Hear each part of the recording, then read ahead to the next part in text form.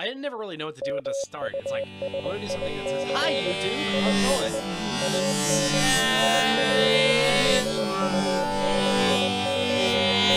I wanted to share some of the things that I've learned on the way while playing this instrument in different scenarios, different bands, different genres, different bars. I've played everywhere from hardcore blues bars to rock bars to heavy metal bars, bluegrass stages, people's backyards, and even an off-road dirt track. This is an exercise that I like to do to warm up and just kind of loosen up my left hand. It's more of a left hand thing, but it does get your right hand as well. So I start off on the 3rd fret, 4th string. Right? So it's...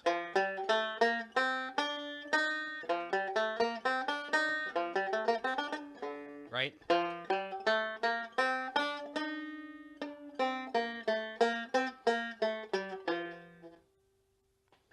I'll do that real slow.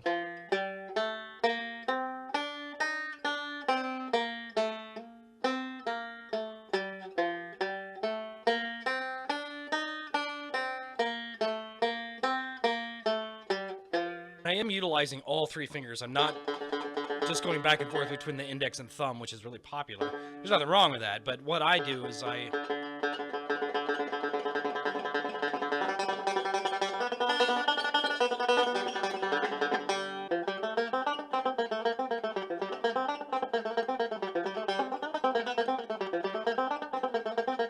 it really does kind of get your... It kind of separates your brain, you know, between the left hand and the right hand. And what I do from there is I go up 1 fret. So...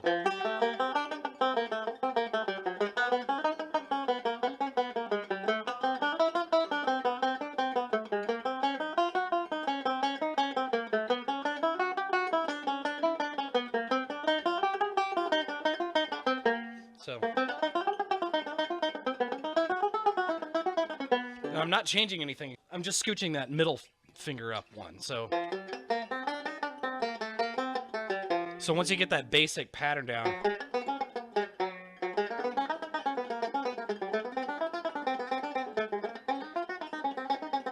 and you just repeat until you get all the way up here, and then you go back down.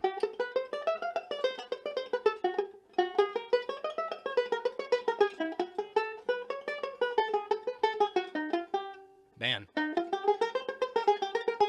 See, it's a good exercise because what it does for me, I call it getting dizzy fingers. It makes your fingers dizzy, so it really helps loosen all that up. That's one of my favorite exercises, and there's a little trick that I have that I use a metronome. Let me get on a metronome real quick. By the way, Google has a great metronome program. Just look for online metronome on Google, and it'll pop up. It'll just have it right there. It's pretty cool. I've got it at 100 beats per second, just the default. Not too worried about speed. This isn't really about speed. This is just about getting those fingers loosened up and kind of getting your brain around it. So this is what I do. I go...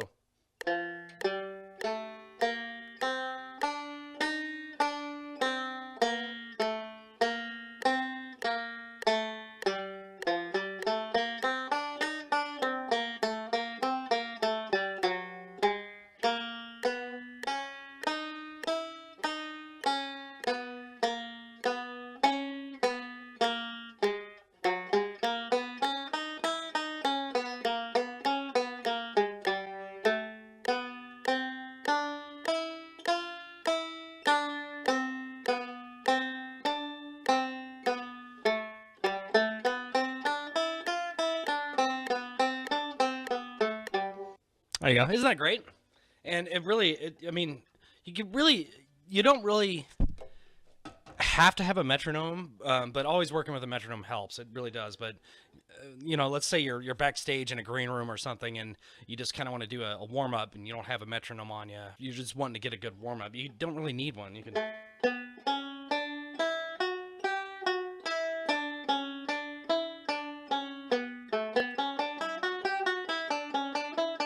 Next thing that I wanted to show you is something that I learned later on, way later on during my career as a musician, something called the scale tone triads. The scale tone triads, it's the 3 notes that make up a major chord. So you think of a major chord, it's the 1st, the 5th, and the 3rd. It's the 1st, it's the G, the 5th, which is your D, and then the 3rd, which is your B. So there's the basic chord, basic major chord. And with the scale tone triads, what that is, you think of a scale. So we're doing G, right? But instead of the notes, we're actually going to play the chords. And there's caveats to it because the second is always minor, the third is always minor, right? And I'm just going. I'm not going up all the way yet, but just.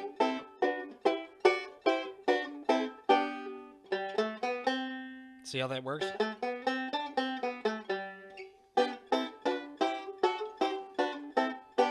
Scale tone triads are fantastic. We're in G, so it's G, A minor, say B minor, then C major, and then D major. So that's your fourth and fifth.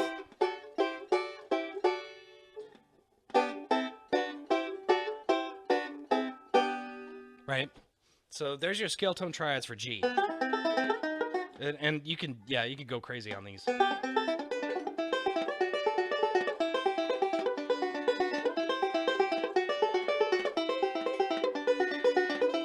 See how pretty that sounds? And it's just that simple. Once you learn those, you can just make all kinds of cool stuff.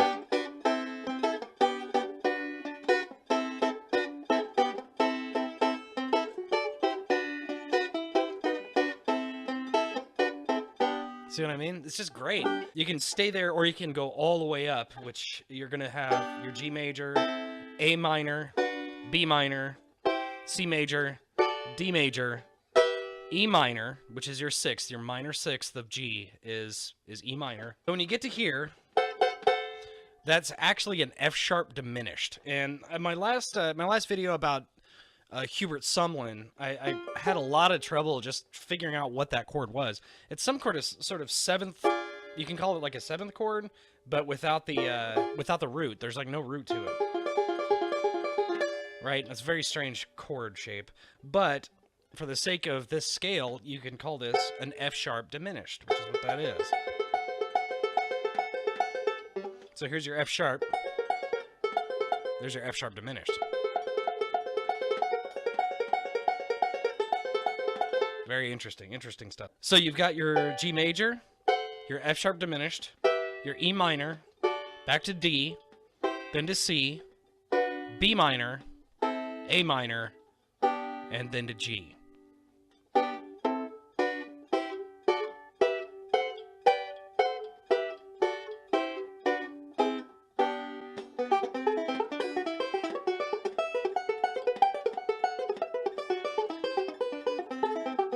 See how cool that is? It's pretty, you know, it's very cool, very useful things. That exercise and then just that theory. I should touch on the bar chord position for this also, because you may find it just sounds better with it. So it's the same thing. So let's do C. You're just barring on that fifth fret.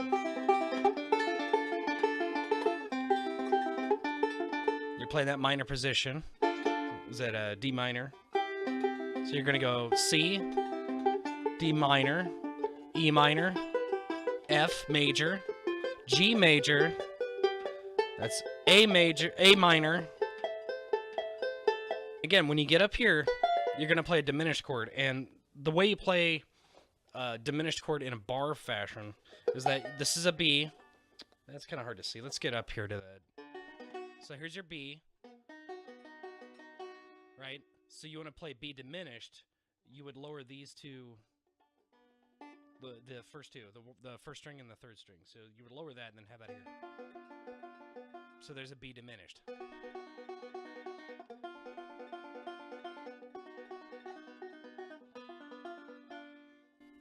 So when you're playing bar chords,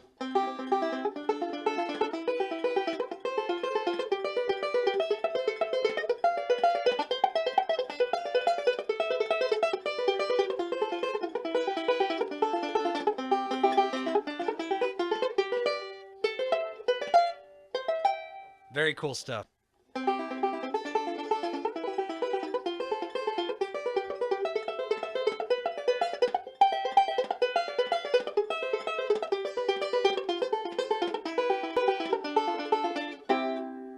Thanks so much for sticking around and watching this. Hit that like button. Let me know you do like this video.